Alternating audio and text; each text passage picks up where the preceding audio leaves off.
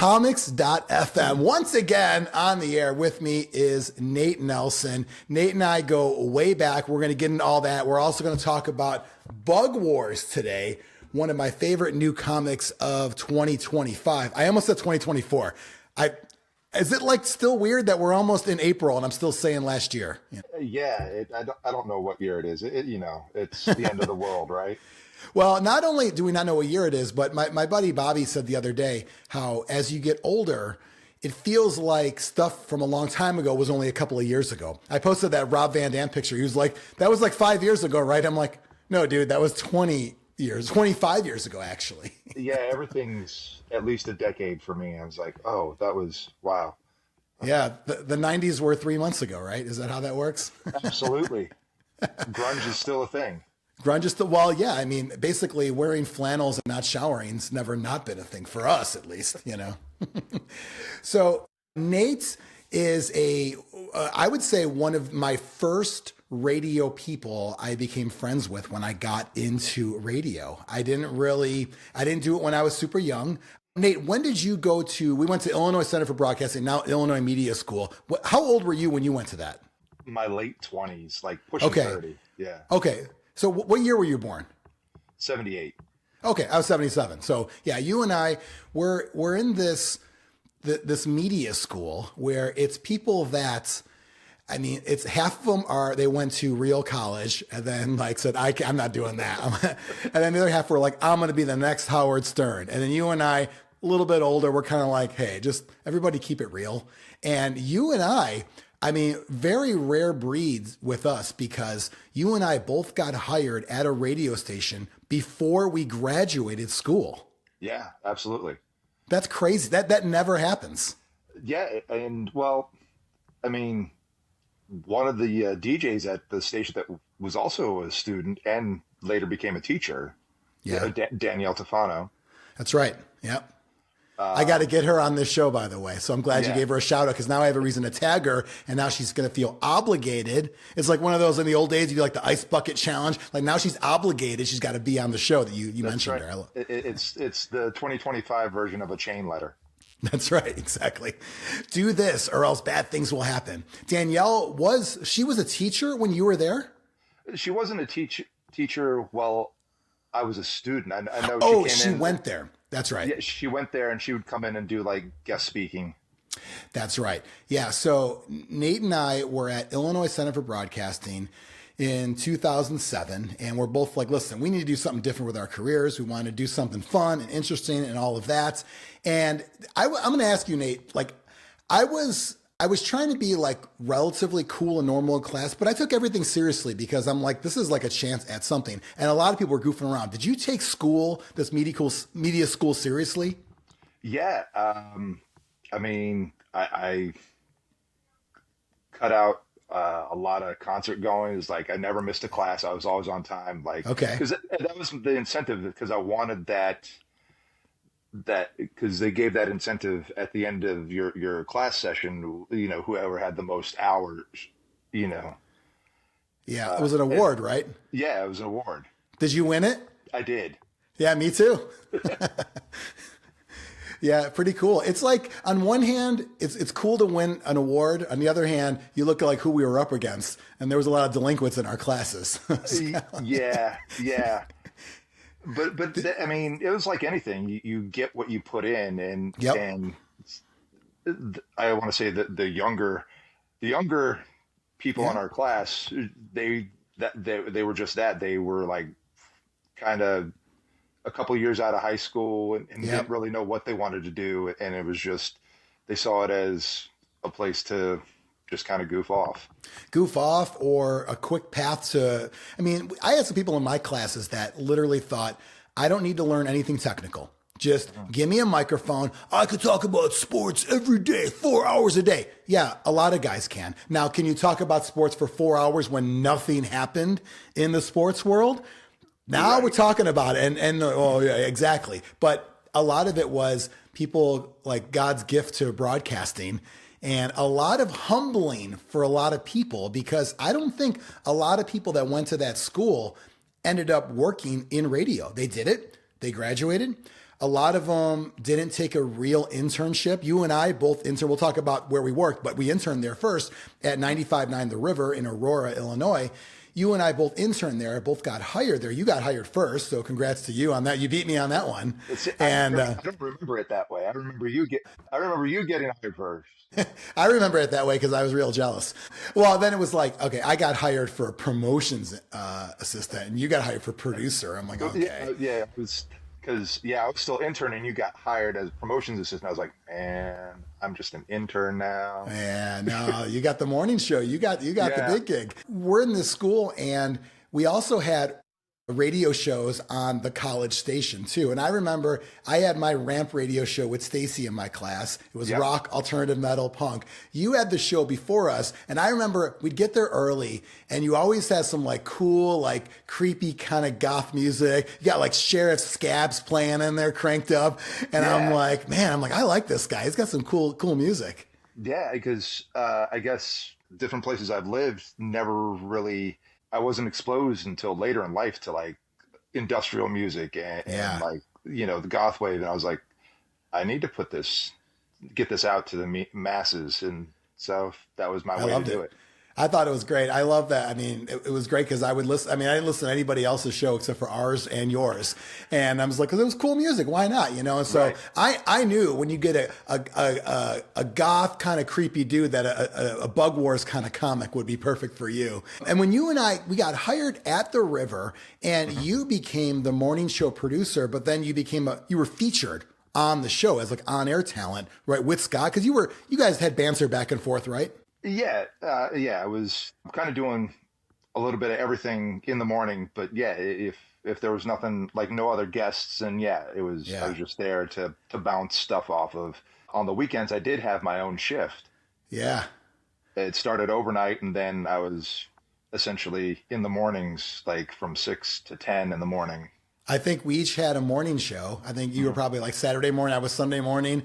And you start off just filling in. Here's one positive thing. So when we got into the radio world, they were starting to downsize and big radio companies started to buy things up. And the positive, everyone's like, oh, we're losing our jobs. The positive for newcomers, we get to worm our way on the air because Scott has no co-host. So, I need somebody to talk to. Give me the producer. Normally, you'd be in a little glass case and you would never see a microphone, Yeah, absolutely. So very grateful for that opportunity in and of itself.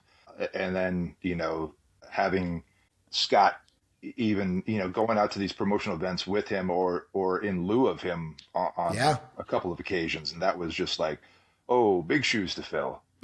Yeah. Well, and you became known because that show was a big deal. And even though it was suburban Chicago, but the signal of the River was really good. I mean, it was hitting Naperville, Aurora, DuPage County. It went probably farther than any other next media station. So the River was kind of like the crown jewel of the next media stations out there, even though the facility at the time wasn't so great. It didn't look like a crown jewel. We didn't work in a crown jewel. But on Theater of the Mind, what went inside people's ears was like, oh my God. And Scott was a Chicago talent on the Kevin Matthews show. And so, I'm sure you learned a lot from him. Absolutely. And that whole experience, just, being a sponge in that station. And it's like, okay, I want to learn how to do this.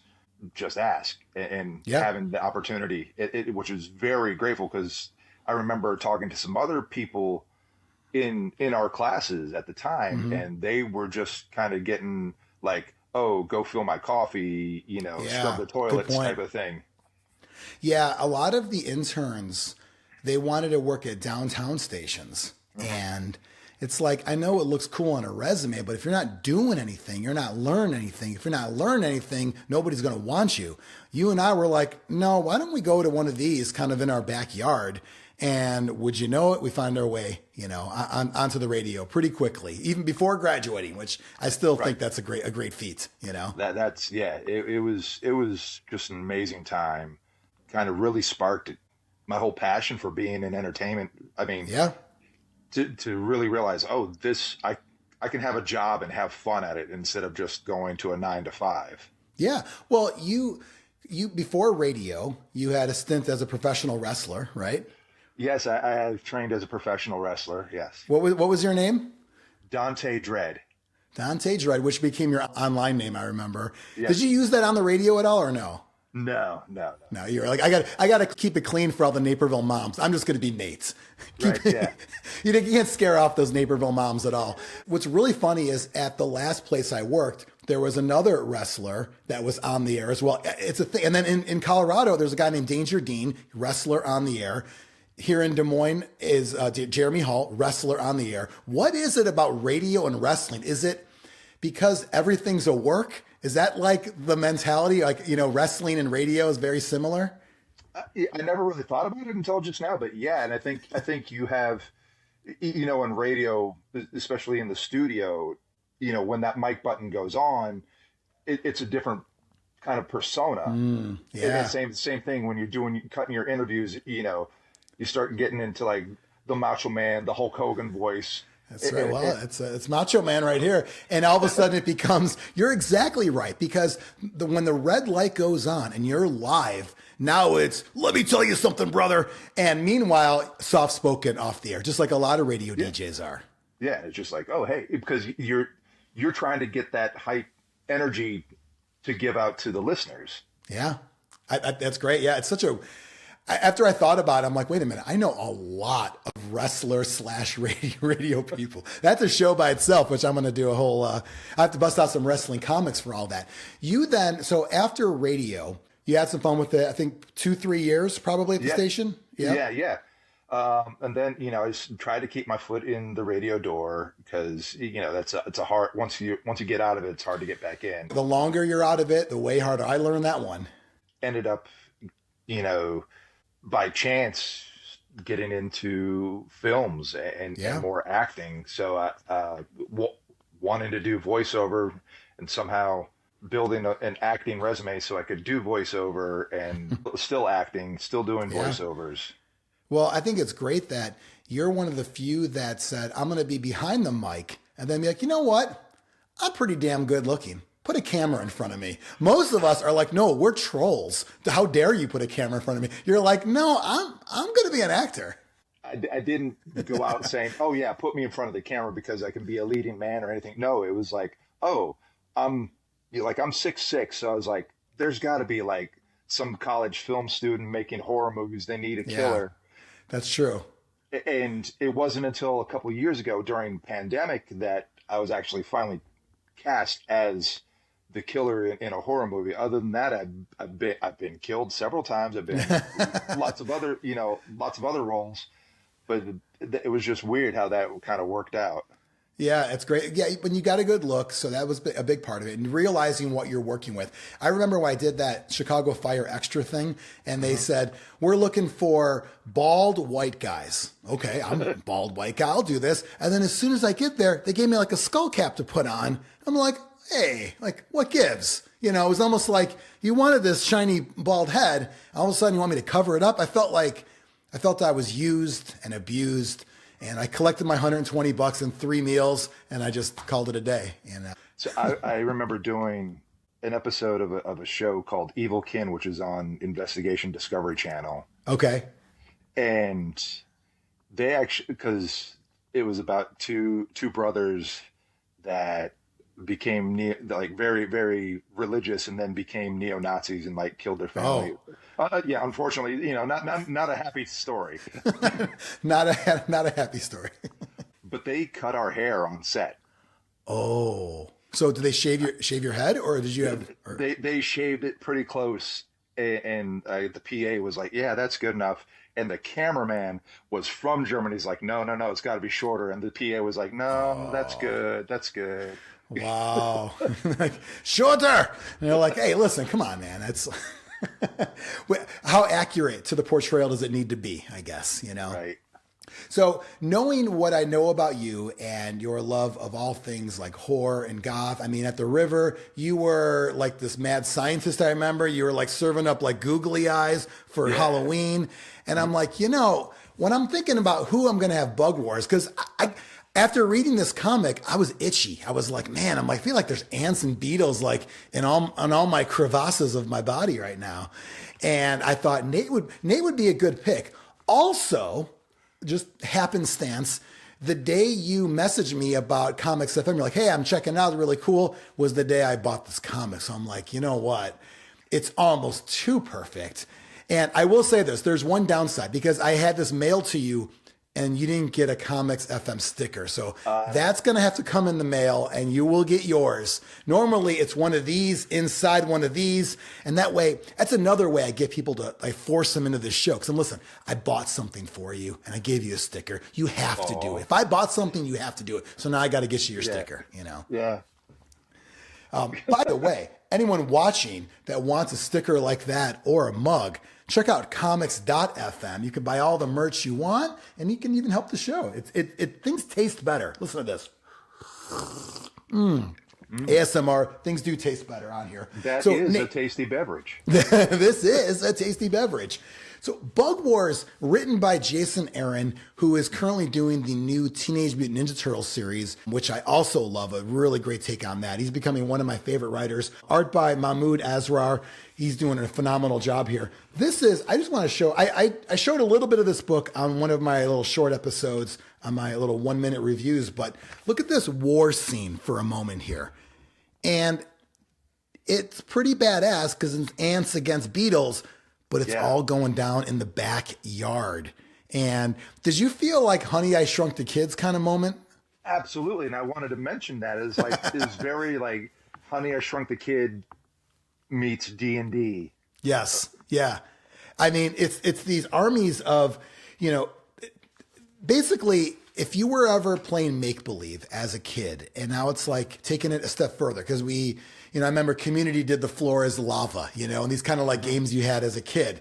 But literally to have a battlefield in the backyard where there is mass slaughter going on here, and it was pretty great. I really love, there's a moment in here where, besides the war scenes, but basically, I don't want to give too much away, but there is some activity with like spray cans, you know what I mean? Like spray and raid and whatnot, because now you have real people, full-size people, and then the ants and the beetles having their war there. So did you like this comic?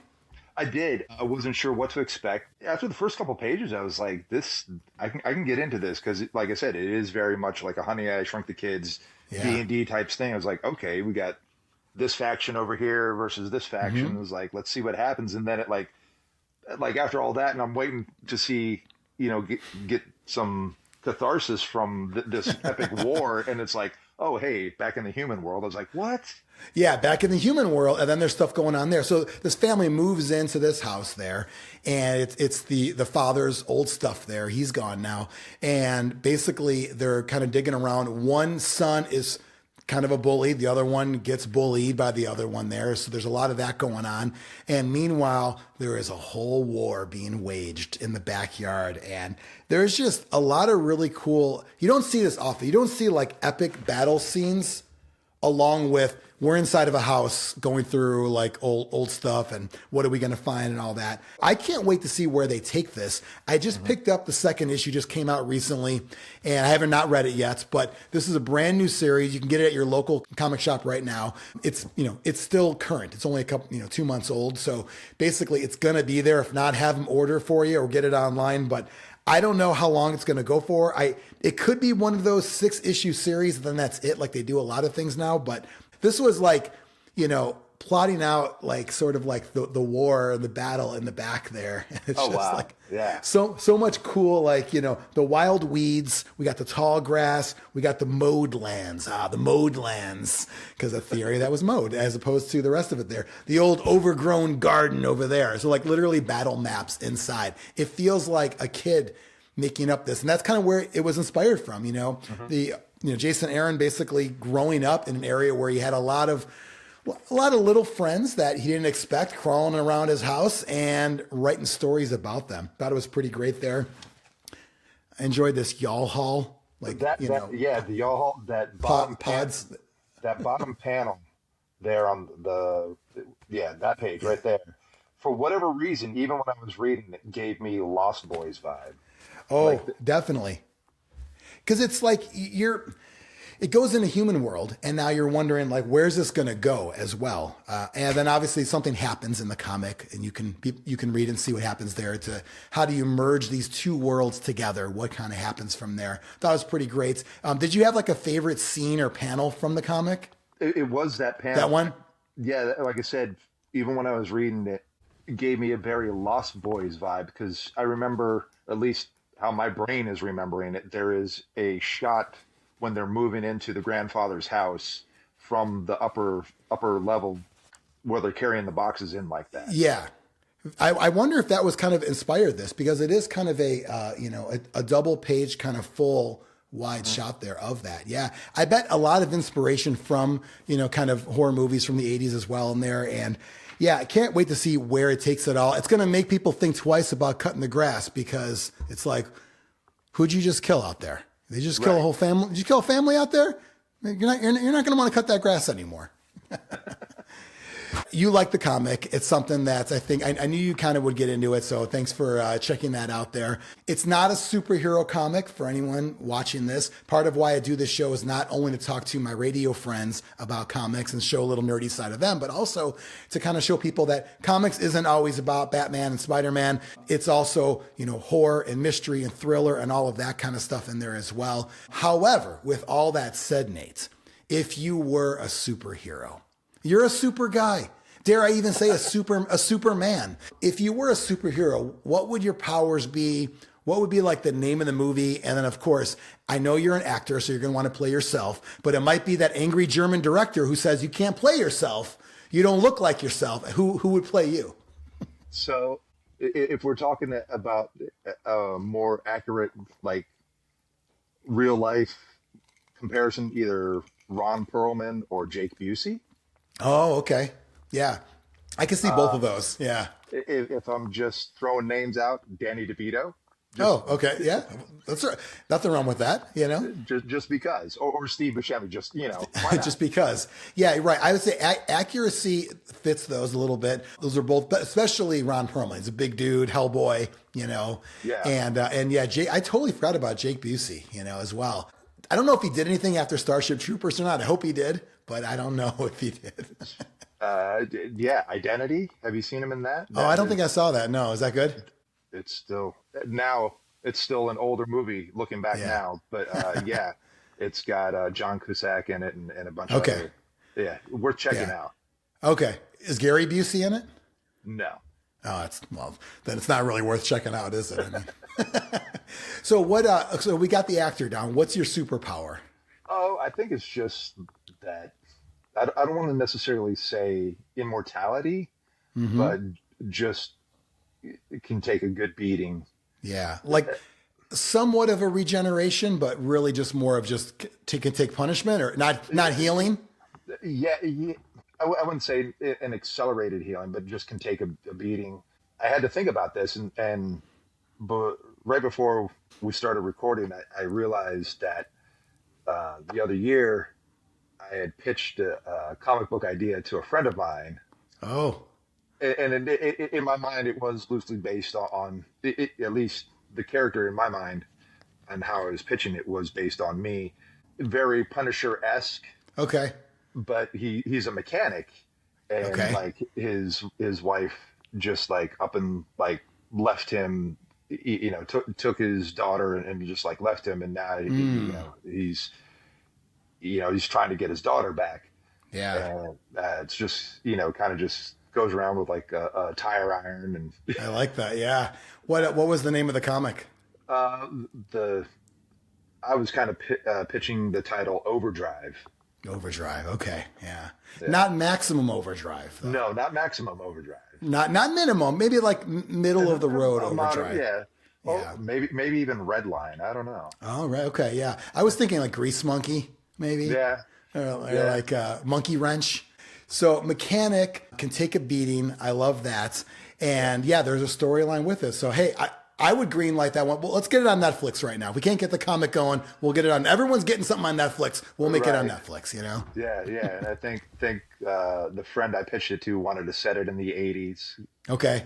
That's perfect. Yeah. Just very kind of Tarantino-esque. Okay.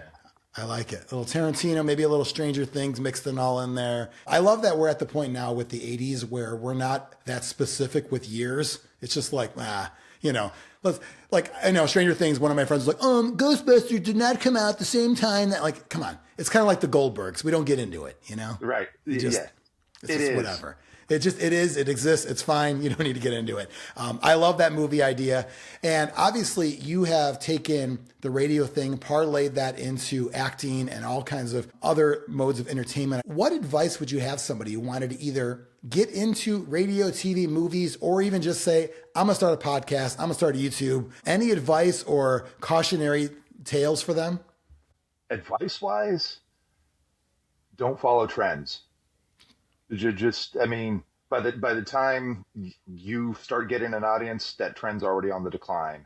Yeah. Do what you want to do, and most importantly, do it for you. Like, even if you're the only one listening to it, you will find your audience, and you just work it from there. Like if you, in anything you do, have fun with it. Like if you come across as enjoying and having fun with it, other people will see that and they'll want to be a part of it. Yeah, it's contagious for sure. And you're right about the trends. We're going to spend all this time. Let's put together a YouTube channel all about the Hawk Tuah girl. Right. And it's like, I'm sorry that ended 3 months ago. There's definitely, you got to do your own thing completely. Yeah. And everybody's, whatever the trend in, everybody is trying to capitalize on that for the time it lasts. So the other advice I would say is network the hell out of any opportunities you get. Not only network, but foster those relationships. I was at a film festival out in Las Vegas a few years ago, and there was a panel, and the host had asked everybody, what business are we in? And people were like, oh, we're, creative or entertainers. And or filmmakers, and he's like, oh yeah, those all good answers, and they're not wrong. We're in a relationship business. Above all else, it's what it is. Yeah. The networking you do, you never know where it's going to lead, and everything connects to everything, and it's pretty wild sometimes how far that can get you just by being. And it's never been easier with social media and texting at our disposal. There's actually no excuse because there's no barrier to entry. Anyone can fire up a social channel or YouTube channel or podcast, and it's never been easier to actually interact. It's the time right now for any kind of content creation that you want to do, whatever you want to do. And don't be a dick. I mean, obviously, like, don't burn those bridges. Like you said, you never know when those opportunities are going to open up with the people you network with. I've found myself going, what? How did I get here? Like, this is my life. Like, what? And it's funny though, but you've always been a nice guy, and that is something that you're practicing what you preach there, because there's just, word gets around. It's just, and it comes off in your attitude too. So when you have the right attitude, the right mindset, it's contagious, just like you having fun is contagious as well. Yeah. I mean, people are going to want to work with you because you're easy to work with. Because now, I'm not saying don't take any BS. Yeah. Obviously, stick to your guns when you need to. Don't let your ego enter the room before you. Yeah, good point. And sometimes people have to get burned a couple of times to realize that, hey, you know what? None of us are all that. So just kind of have fun with it. Leave the baggage at the door, because we're all just people at a certain point. And some of it comes with age. We're talking about how the 90s felt like a week ago. Well, that comes with age too, is the average person in their 20s may not have the same mindset as somebody in their 40s as far as day to day how I should act and how it could help or hurt me in the future. You've done a lot both in film and radio. Have you had like one of those like celebrity moments where you meet somebody and either an actor or a musician, either radio or otherwise, where you're like, man, this is like a pretty cool interaction? I think it was probably around 2009. I was actually doing some interviews at Wizard World Chicago, which I think is now rebranded as Fan Expo. Or is it C2E2 now? Or There is C2E2, but Fan Expo, since Wizard is now defunct, they oh, rebranded it. okay, yeah, C2E2 started off separately, and then but Wizard, because growing up in the Chicago area, that was our Comic-Con. Like, we're never going to go to San Diego. So to us, like, that was our Wizard World was our Comic-Con. And it was a big deal for a long time. Yeah. So myself and somebody else who were some comic heads at ICB, Illinois Center for Broadcasting. Yep. We decided they're not paying for mentions, by the way. You're not obligated to give them shout outs. No. But to be clear, that this, because of that, this is how I got here. Yeah. We actually, under the guise of ICB, we went to Wizard World Chicago to interview people. That's awesome. Artists, and actually, interviewed Jake Busey that weekend. Okay. One of the artists I remember was just like, I didn't even realize he was going to be there. His name is Christopher Shy. Okay. And before I'd even gotten into radio or entertained the thought of ever doing radio, I had gone to like a Barnes and Noble and picked up an art book by Christopher Shy, and it said that he was living in Texas. I was like, oh, cool. And then here I am in Chicago and find out he's going to be one of the guests there, and I'm like fanboying, like inside, like, oh my god. And I got to interview him. And not only interview him, but also off camera, just genuinely have conversation with him and build a rapport with him. That's great. And such a like humble guy, like really down to earth, amazing, talented artist. And so that was like kind of early on. Yeah. Well, it's also giving you, you said under the guise, but it's not under the guise, because you said earlier you went to ICB and it was what you put into it is what you get out of it. And you took it seriously. It wasn't just, hey, I got a free badge. You're like, I have press credentials now. People have to talk to me because I have a lanyard on, and you took it seriously. Right. And what's interesting is that every year since that year, ICB has had a table up there. Ah, you were the first though. Yes. They realize that it could be profitable. Like, oh, hey, this is a trend. This is mutually beneficial. Yeah. Well, because it's, I don't know how you got into ICB, but I heard a commercial on the Score, the sports radio station, 670 AM in Chicago. And I kept hearing the commercial over and over again. And hey, radio, it's repetitive on purpose with commercials, the frequency.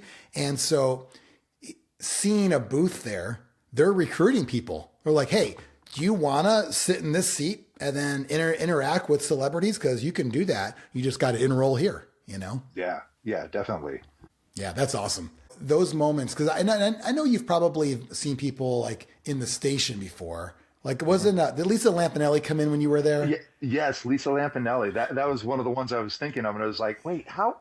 What? It was just one of those surreal moments. You walk in and it's like, who?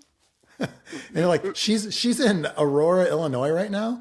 And it's like, this is not the format to have her on. No. Well, I will tell you quick.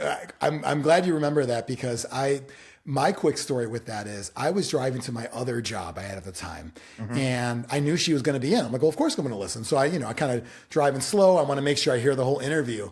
And I'm thinking, working at the same station as you and I know, like, not only who it caters to, the suburban mom, but also knowing that there isn't a lot of, like, I don't know what you want to call it, like checks and balances. I don't even know if there's a delay that's active. You know what I mean? Like, and so once or twice the delay wasn't on. And that was probably one of those, because there was some very offensive things said. It was when I think Obama was running against John McCain, right? No. Yeah. And Sarah Palin was the running mate. So like, and equal opportunity. She's making fun of everybody. So just before anyone gets, I can't believe this is on the radio happening right now. So the next day, because I was filming the morning show during that time. And so the next day, I remember going in before my other job, and asking Scott. I'm not sure if you were around, maybe you were busy, but I remember I was asking Scott and I said, hey, so you're still working here, right? And he's like, oh yeah. I'm like, okay, because that was like pretty rough.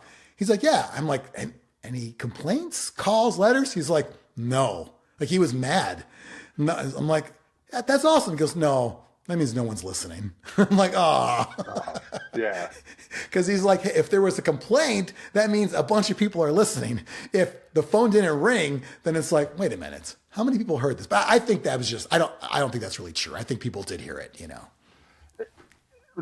Some of those, sometimes you're hearing it, but you're not actively listening. So it's just like, oh, whatever. And it doesn't process like, wait, that was just on a radio. Right. Yeah. It's not HBO. This is literally, she's saying stuff. Now, it wasn't the 7 dirty words, the George Carlin. So it wasn't like things that would get you kicked off, like, or fined by the FCC. However, it was a lot of, you know, racial and other types of things. It's just kind of like, well, hey, whatever. So it worked. I thought it was pretty cool though. Like I was like driving to my other job and the kids would say cringe today. Cause I was like in the car, like, oh man, oh, I can't believe she said that. And I was like squirming in my seat driving to my other job, worried if you guys are going to be there the next day. But I think too, even I say back then, 15 years ago, yeah, you could definitely get away, Seems crazy, right? That 15 years, it doesn't seem that long ago, but right. In the what is acceptable for outrage yes. is right. It's like just 100 years, just like the 90s and the 80s, what you'd say, and now it's like, whoa. Of course, the whole cancel culture a few years ago. So that definitely wouldn't have flown. No, you were right at the tail end of when you can get away with this. So I'm glad you had that experience there. Yeah. I know you got a lot of other stuff you're working on. What are some ways people can see some of the stuff you've got out there already or coming up or anything you want people to know about? We've got an upcoming project that we are getting ready to launch our crowdfunding campaign, probably the end of April, early May. And that is for, I don't know how well you can see this. I can see it. Pulp Heroes. Awesome. And that is a live action series based on the pulp comic heroes of the 30s, 40s, and 50s. That's great. Yeah. But it's a modern take on it. So it's very neo-noir action, gritty. You're not the serial killer, are you? No. You can find us on Instagram, Facebook. We do have a YouTube channel, which right now only has a teaser trailer on it. Okay. More content it will be coming. We plan to start filming in the fall. Awesome. So the crowdfunding is to help get it made. Correct. And it's like I said, it's a series, so it's going to be the whole first season of this series. Awesome. Is this going to be like Kickstarter, Indiegogo? Where's this going to happen at? Or is it your own pocket, your own Venmo, which is okay. I won't say anything. Just eventually that'd be nice, that I could just like Venmo, hey, make this movie.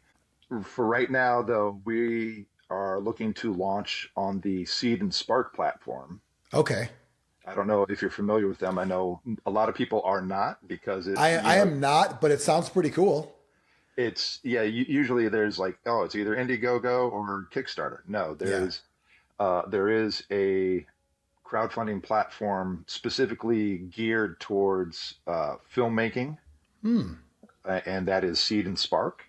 Okay, and you can go to seedandspark.com or just Google Seed and Spark. There will obviously be links on our socials once our campaign goes live. It's something that it's probably a better platform that's also more fair to what you're doing as well, because just because the other ones are more well known doesn't mean they're, quote, better for that particular project either. This is true. I've spent the last 2 years researching crowdfunding. Okay. You should have had a crowdfunding to fund the research of crowdfunding. Yes, to get, to grant the, You need a grant. Like, listen, I want to do some research on this, but I need to do the thing to get them. It's this That, Yeah. you know, I have, there's a bunch of red tape with the Vogons. are you going to have levels where people can not only contribute, but have some kind of active participation with it? We want to definitely maximize our community engagement and participation, whether that's through reward or just via social media. We want everybody to feel like they're a part of this world. Yeah. Not just the big spenders. Right.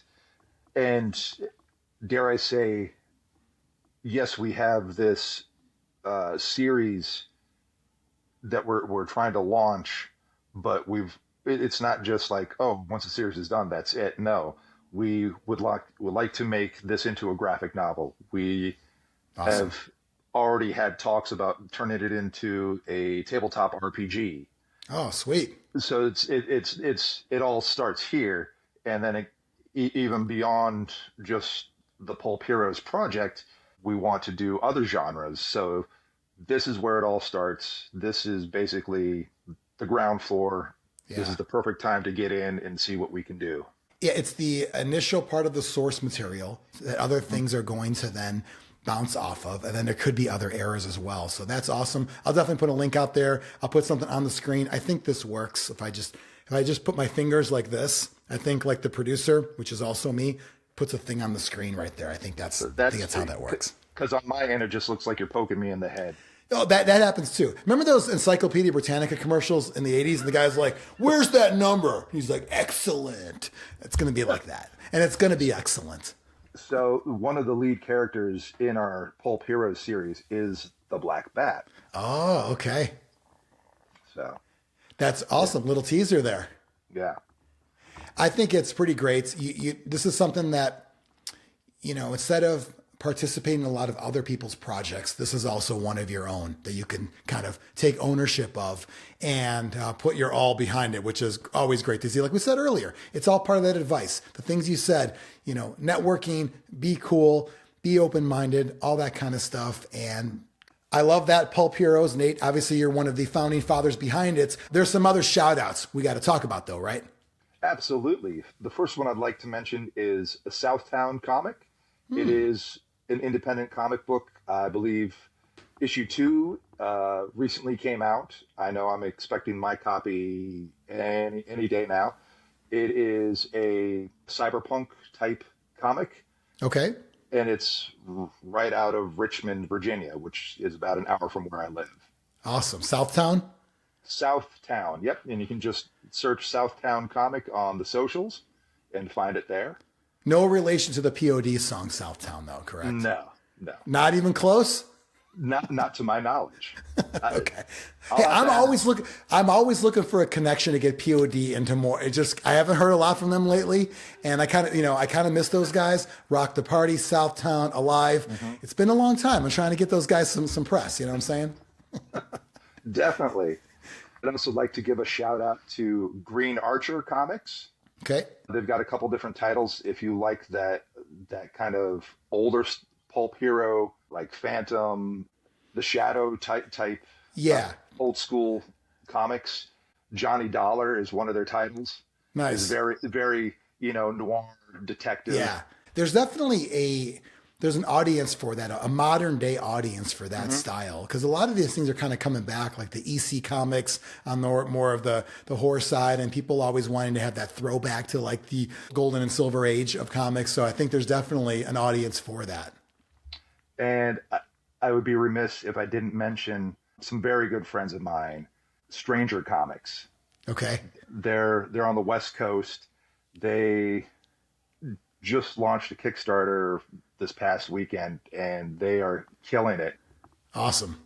They've got a bunch of projects in the works, movies, other deals, but yes, Stranger Comics. Check out The Untamed by them. Niobe, She Is Life. Niobe, She Is Death. Very, very great comics, especially if you like Game of Thrones, Lord of the Rings. It's that kind of fantasy world. Awesome.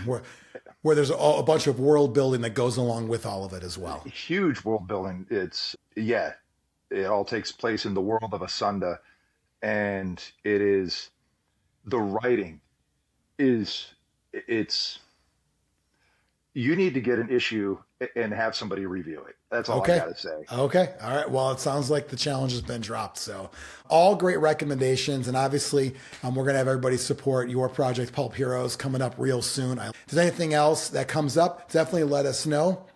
Comics.fm is a place where you get to hear people that I met on the radio. You know, we have these microphones. These are like actual microphones, by the way. This is like real life microphones. And when you talk in a microphone and you talk about a comic, I'm going to fall off my chair here, and you talk about a comic like Bug Wars. So now it's radio people talking comics. That's what we do on comics.fm. Follow on all of the socials. There's a lot of just quick videos, 1 minute reviews. I go and buy a wrestling action figure or whatever, but obviously the meat of the channel are the interviews like this. Check it out. Audio on Spotify, Apple Podcasts, wherever you get your podcasts. And of course on YouTube, comics.fm is the channel. Nate Nelson, thank you. Dante Dread in some circles, by the way. On social media. In the ring anytime, going to go back in the ring anytime in the future? I do know a wrestling promoter in West Virginia, and she keeps asking me to shake off the ring rust. Mm-hmm. So maybe there'll be some Pulp Heroes cross promotion that way. There we go. Well, if you're at Wizard World and you're at a table, if you set up the table, you go through the table. So if you're sitting at that table at Wizard World and you're like, hey, I'm signing autographs here, Dante Dread, you're signing autographs until somebody puts you on there, but they got to get you up there first. That's the hard part. Awesome. Nate, thank you for being on comics.fm, buddy. Thank you for having me. Yes, thank you.